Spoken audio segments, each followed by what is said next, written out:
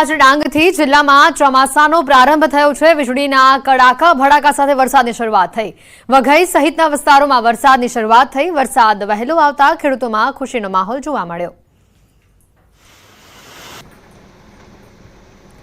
મહત્વના સમાચાર આવી રહ્યા છે। વઘઈમાં વરસાદની શરૂઆત થઈ। ડાંગ જિલ્લામાં ચોમાસાનો પ્રારંભ થયો છે। વીજળીના કડાકા ભડાકા સાથે વરસાદની શરૂઆત થઈ છે। ગત રોજ પણ જે વરસાદનું આગમન થયું હતું તેમાં પણ આભ ફાટ્યું હોય તેવા અહેવાલથી કેટલાક દ્રશ્યો સામે આવ્યા હતા। ત્યારે આ તરફ વઘઈથી આજે આ દ્રશ્યો આવી રહ્યા છે કે જ્યાં વીજળીના કડાકા ભડાકા સાથે વરસાદની શરૂઆત થઈ છે।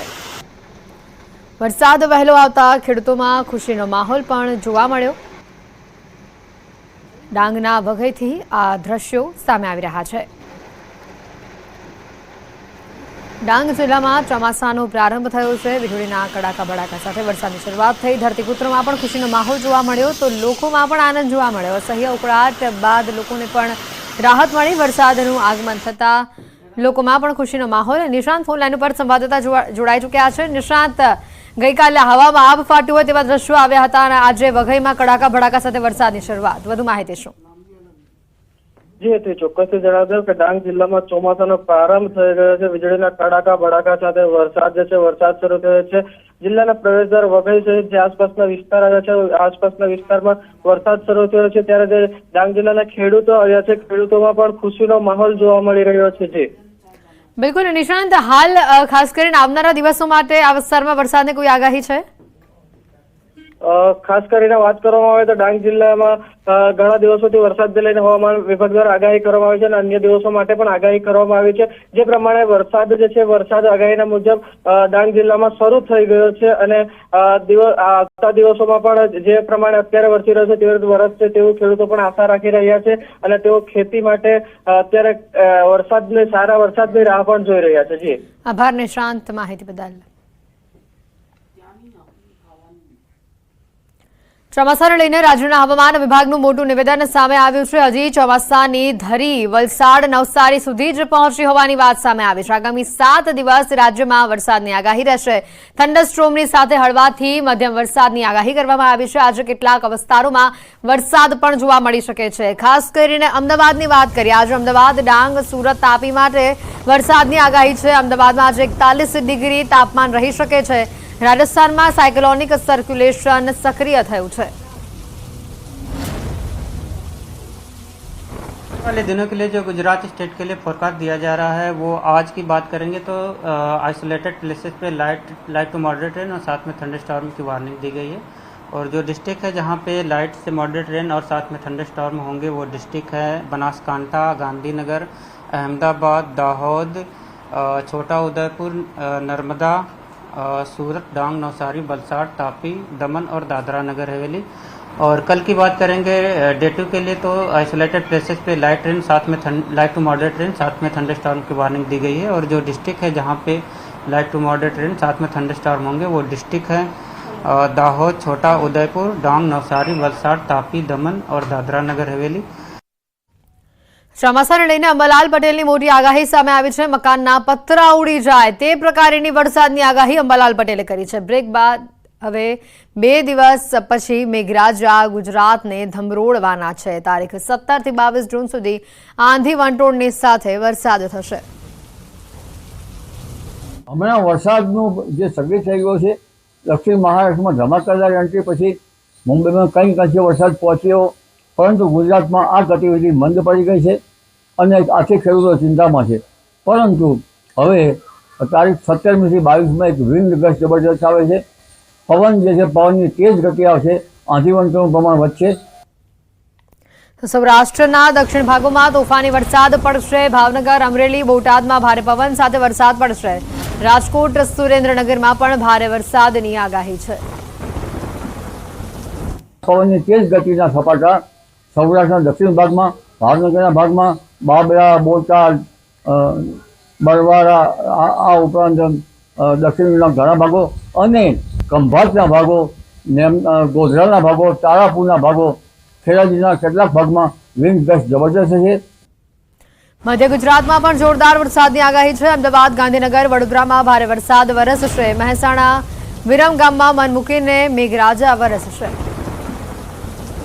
આ વિંગત 22 સુધીમાં મધ્ય ગુજરાતમાં અમદાવાદ અને ગાંધીનગરના ભાગમાં પણ આવી શકે, વડોદરા ભાગમાં આવશે, મહેસાણાના ભાગમાં, વિરંગામના ભાગમાં, સુરેન્દ્રનગરના ભાગમાં, ધાંગધ્રાના ભાગમાં વિંગત જબરદસ્ત આવશે.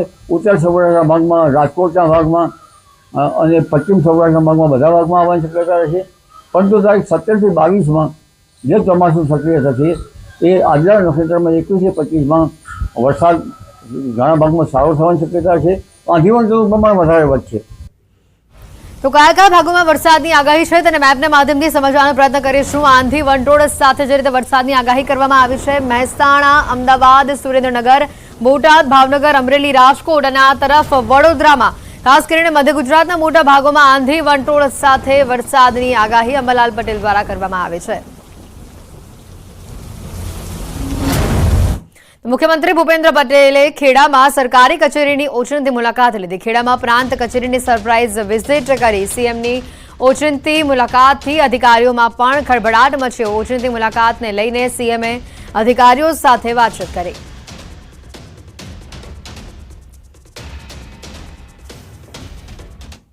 રાજ્યના મુખ્યમંત્રી ભૂપેન્દ્ર પટેલે આણંદની મુલાકાત લીધી. આણંદની સારસા હાઈસ્કૂલમાં મુખ્યમંત્રીએ જાહેર સભા પણ કરી. આ જાહેર સભામાં સાંસદ, ધારાસભ્યો, જિલ્લા કલેક્ટર, ડીડીઓ તેમજ ગામના અગ્રણીઓ હાજર રહ્યા હતા. જાહેર સભામાં લોકોએ તેમને પડતી મુશ્કેલીઓ અંગે પણ મુખ્યમંત્રી સમક્ષ રજૂઆત કરી હતી અને મુખ્યમંત્રીએ લોકોને પડતી હાલાકી અંગે માહિતી મેળવી. સોલાર, ટોલ નાકા, ગટર, રોડ, અવૈધ ખનન આ સહિતના મુદ્દાઓ અંગે લોકોએ રજૂઆત કરી હતી. આણંદની સારસા હાઈસ્કૂલમાં જાહેર સભામાં સંવાદ સમયે સીએમએ પણ સૂચક ટકોર કરી. અહીંયાથી આગળ ક્યાં જવાનું છે, એક કલેક્ટર ઓફિસ બી જવાના છે. અહીંયા જેમ કીધું ને કે ભાઈ આ કેટલીઓ ગરમ છે, બધી શાંત થઈ જવી જોઈએ. મંત્રીપદ ન મળવા અંગે બોલ્યા પરસોત્તમ રૂપાલા. મંત્રીપદ આપવાના ન આપવાના કારણો જે તેઓએ જણાવ્યા. પક્ષ પીએમનો આ નિર્ણય છે. અત્યાર સુધી મારા માટેના નિર્ણયો, તેમાં પણ આ એક મહત્વનો નિર્ણય. આ નિર્ણયનું પણ સ્વાગત કરું છું. સાંસદ બન્યા બાદ પરસોત્તમ રૂપાલા રાજકોટ ખાતે પહોંચ્યા, જ્યાં તેમણે આ વાત કરી. હોતા નથી, આપવાના કારણો હોતા નથી, નહીં આપવાના કારણો હોતા નથી. પક્ષ અને પ્રધાનમંત્રીશ્રીનો આ પ્રેરોગેટિવ હોય છે. એમણે જે નિર્ણય કર્યો હોય છે, અત્યાર સુધીના બધા નિર્ણયો જે મારા માટે થયા છે, એમાં આ નિર્ણય પણ મારા માટે થયો છે. એમનું સ્વાગત છે.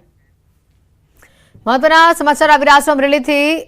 સુરગપરા ગામની સીમમાં બોરમાં બાળકી પડી. ખેત મજૂરની 1.5 વર્ષની બાળકી બોરવેલમાં પડી. ભનુભાઈ ભીખાભાઈ કાખડિયાની વાડીના ખુલ્લા બોરમાં બાળકી પડી હોવાનું સામે આવ્યું છે. અમરેલી ફાયર અને 108ની ટીમ હાલ ઘટના સ્થળ પર પહોંચી છે. બોરમાં 45 થી 50 ફૂટ ઊંડો ખાડો છે, તેમાં બાળકી ફસાઈ હોવાનું હાલ અનુમાન છે. 108ની ટીમ દ્વારા બોરમાં ઓક્સિજન સપ્લાય શરૂ કરવામાં આવ્યો છે. ફાયર વિભાગ દ્વારા કેમેરા પણ ઉતારવામાં આવ્યા છે. બાળકીની સ્થિતિ પર નજર રાખવામાં આવી રહી છે. રાજન ગઢિયા ફોનલાઈન પર સંવાદદાતા જોડાઈ ચૂક્યા છે. રાજન, જે રીતે આ માહિતી આવી રહી છે, બાળકીની હાલત શું છે, તેને લઈને કોઈ વિગત? હેતુ અત્યારે લગભગ બાળકી બોરમાં પડી અને લગભગ 2 કલાકનો સમય વીતી ગયો છે. બપોરે 1 વાગે આ ઘટના બની હોવાનું ફાયર વિભાગ જણાવી રહ્યું છે. અમરેલી તાલુકાના સુરગપરા ગામની સીમમાં આવેલો આ ખુલ્લો બોર છે અને અહીં રહેતા ખેત મજૂરો, જે પરપ્રાંતિય ખેત મજૂરો છે, તેમની 1.5 વર્ષની બાળકી આ બોરમાં પડી ગઈ છે. શરૂઆતના તબક્કે ફાયર વિભાગની ટીમ દ્વારા કેમેરા ઉતારવામાં આવ્યા છે. 108ની ટીમ દ્વારા એમને અત્યારે ઓક્સિજન સપ્લાય આપવામાં આવી રહ્યો છે. ફાયર વિભાગના અધિકારી જણાવી રહ્યા છે કે શરૂઆતના તબક્કામાં બાળકીની મુવમેન્ટ દેખાતી હતી, પરંતુ થોડી મિનિટો પહેલાથી તેમની મુવમેન્ટ દેખાતી નથી. હજુ સુધી ચોક્કસ નથી કે બાળકીને કઈ રીતે બહાર કાઢવી, કારણ કે ફાયર વિભાગના અધિકારીઓ દ્વારા રોબોટના સ્પેશિયાલિસ્ટને બોલાવવામાં આવ્યા છે. તેઓ જણાવી રહ્યા છે કે લગભગ 1.5 કલાકની અંદર તેઓ અહીં પહોંચશે અને આ બાળકીનું રેસ્ક્યુ અત્યારે હાલ બાળકીની મુવમેન્ટ અને તેમને ઓક્સિજન પૂરો પાડવા માટેની જે આખી કાર્યવાહી છે તે ફાયર અને 108ની ટીમ દ્વારા કરવામાં આવી રહી છે. હેતવી, રાજન, મહત્વની વાત છે કે આ બોર ખુલ્લો હતો. હવે તો ચોમાસાના દિવસો આવ્યા, વરસાદ પડે અને કોઈ ત્યાંથી પસાર થતું હોય, જેઓને આ બોર દેખાય જ નહીં અને તેમાં ખાબકે, તો કેટલી મોટી ઘટના થઈ શકે છે. આ ઘટનાથી તંત્ર અહીંયા શીખ લેવી જોઈએ. બિલકુલ હેતુ, આમ તો જોવા જઈએ તો આ બોર જે છે ખેતરમાં આવેલો બોર છે અને જે સ્થાનિક લોકો છે તેઓ જણાવી રહ્યા છે કે બોરને એક મોટા પથ્થરથી ઢાંકવામાં આવ્યો હતો, પરંતુ જે ખેત મજૂરો છે ખેતરમાં કામ કરતા હતા, ચોમાસાની સિઝન છે, વાવણી પણ થઈ રહી હતી અને આ બાળકો રમતા રમતા આ બોર સુધી પહોંચ્યા અને પથ્થર હટાવી અને કોઈ તેઓ ચેષ્ટા કરતા હોય તે પ્રકારની વાત આવી રહી છે. જોકે ચોક્કસ આ ઘટના કઈ રીતે બની તે હજુ સુધી કોઈ કહી શકે એમ નથી, કારણ કે જે 2-3 બાળકો રમતા હતા ત્યારે જ આ સમગ્ર ઘટના બની છે. પરંતુ હાલ પ્રાથમિકતા એ છે કે આ બાળકીને બોરમાંથી કઈ રીતે બહાર કાઢવી અને તેને ઓક્સિજન કઈ રીતે પૂરો પાડવો. હેતવી, રાજન, આપે જણાવ્યું કે હાલ બાળકીની કોઈ મૂવમેન્ટ દેખાતી નથી, થોડા સમય પહેલા દેખાતી હતી. ત્યાં જો 108ની ટીમ હાજર છે તેઓ તરફથી કોઈ આ મામલે નિવેદન આવ્યું છે? ફાયર વિભાગના અધિકારી જણાવી રહ્યા છે કે શરૂઆતના તબક્કે જે કેમેરા ઉતારવામાં આવ્યા એ વખતે બાળકીની મૂવમેન્ટ દેખાઈ હતી, ત્યારબાદ ઓક્સિજન આપવામાં આવ્યો છે, એટલે કોઈ ચોક્કસ તારણ પર હજુ સુધી આવી શકાતું નથી, કારણ કે કેમેરાની પણ એક લિમિટેશન હોય છે. કેટલીક મૂવમેન્ટો દેખાય છે, કેમેરો પણ અંદર હલતો હોય તેવું લાગી રહ્યું છે. એટલે અત્યારે હાલ ઓક્સિજન શરૂ છે તેના કારણે બાળકી શાંત થઈ ગઈ છે અથવા તો બીજું કોઈ કારણ છે તેની મૂવમેન્ટ ન થવા પાછળ, એ હજી તપાસનો વિષય છે. અધિકારીઓ જે ફાયરના છે તે સતત આ મુદ્દે કામ કરી રહ્યા છે અને 108ની ટીમ પણ અહીં ખડે પગે છે. પરંતુ સૌથી ગંભીર બાબત એ છે હેતવી કે લગભગ 50 ફૂટ ઊંડે આ બાળકી ફસાઈ હોવાનું અત્યારે અનુમાન છે. હું આપને જણાવું કે આ બોર જે છે એ 300 ફૂટ ઊંડો હોવાનું માનવામાં આવી રહ્યું છે. જે વાડી માલિક છે તેઓ જણાવી રહ્યા છે કે 300 ફૂટ ઊંડો આ બોર છે અને ફાયર વિભાગના અધિકારીઓ જણાવી રહ્યા છે કે 45 થી 50 ફૂટ ઊંડે આ બાળકી ફસાઈ હોય તેવું હાલ પ્રાથમિક રીતે લાગી રહ્યું છે. એટલે બાળકી ને ઓક્સિજન મળતા તે શાંત થઈ છે, એટલા માટે મૂવમેન્ટ નથી થતી અથવા તો તેને કોઈ ઈજા પહોંચી છે એ હજી કહેવું મુશ્કેલ છે. પરંતુ હાલ તેમને ઓક્સિજન સપ્લાય શરૂ છે અને કેમેરાથી મોનિટરિંગ કરવામાં આવી રહ્યું છે. હેતવી, રાજન, આ બાળકીના માતા પિતાનું કોઈ નિવેદન આવ્યું છે સામે?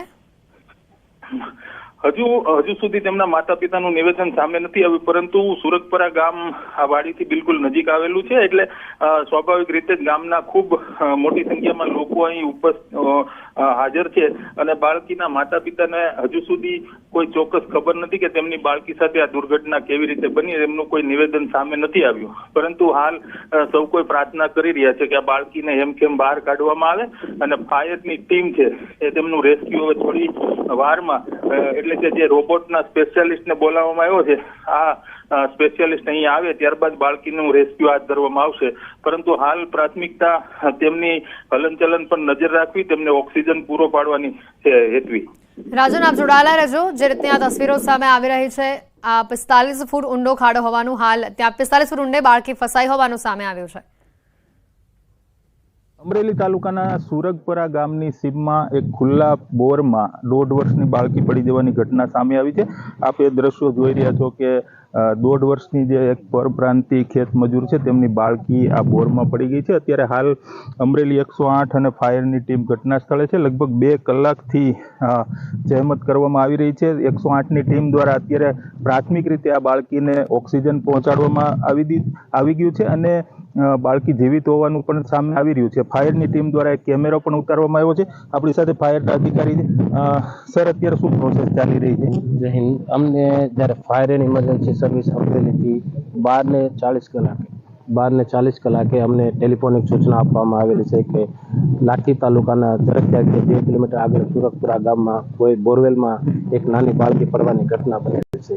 તેનું અનુસંધાને ફાયર એન્ડ ઇમરજન્સી સર્વિસ અમરેલીની ટીમ તથા 2 ઇમરજન્સી રિસ્પોન્સ ટીમના વ્હીકલ સાથે સંપૂર્ણ સાધનો સાથે ત્યાં ઘટના સ્થળ પર પહોંચ્યા છીએ અને હવે ઘટના સ્થળ પર પહોંચીને અમે તુરંત અમારા કેમેરાથી જ્યારે અંદરની બાળકીની ગતિવિધિની ઉપર સંપૂર્ણ અમારી દેખરેખ છે, છતાં એને ઓક્સિજન પહોંચાડવામાં આવેલ છે. સર, અત્યારે બાળકી કેટલે ઊંડે છે અને જીવિત છે, અત્યારે શું દેખાઈ રહ્યું છે? હા, પ્રાથમિક માહિતી અમને જે આ ગાડીના માલિક દ્વારા મળવામાં આવેલ કે 300 ફૂટ નીચે બોરવેલ આવેલ છે, એમાં બાળકી 50 ફૂટ પર અટકાયેલી છે. સર, અત્યારે કેમેરા ઉતાર બાળકી મૂવમેન્ટ કરે છે? નહીં, શરૂમાં એમને મૂવમેન્ટ દેખાડું છું પણ હજી કોઈ મૂવમેન્ટ એવું દેખાડું નથી. અત્યારે ઓક્સિજન પહોંચાડી દીધું? હા, ઓક્સિજન શરૂ છે. સર, હવે પછીનો નેક્સ્ટ સ્ટેપ શું હશે? નેક્સ્ટ સ્ટેપમાં અમે રોબોટના એક્સપર્ટને બોલાવેલા છે, જે આશરે 1 કલાકની અંદર પહોંચીને બાળકીનું અમે રેસ્ક્યુ કરી આપશું. તો આ હતા ફાયરના અધિકારી અને અત્યારે હાલ સુરગપરાની સીમમાં 108 અને ફાયર દ્વારા આ 1.5 વર્ષની બાળકીને બચાવી લેવા માટે જહેમત ઉઠાવવામાં આવી રહી છે. રાજન ગઢિયા, ન્યૂઝ 18 ગુજરાતી, અમરેલી. જે ઘટનાના દ્રશ્યો સામે આવી રહ્યા છે અમરેલીથી, આની પહેલા પણ ભૂતકાળમાં પણ અગાઉ આવી ઘટના બની ચૂકી છે, ત્યારે ફરી એકવાર અમરેલીથી આ ઘટના સામે આવતા લોકો પણ સ્તબ્ધ છે, કારણ કે આ માસૂમ બાળકી 4 વર્ષની જે આ માસૂમ બાળકી છે, જે ખેતરમાં આવેલા આ બોરવેલમાં ખાબકી છે, આ જે ખાસ કરીને આ ખેતનો જે માલિક છે તેનું કહેવું છે કે 300 ફૂટ ઊંડો છે આ બોરવેલ, અને તેમાં 45 ફૂટ ઉપર આ બાળકી ફસાઈ હોવાનું સામે આવ્યું છે.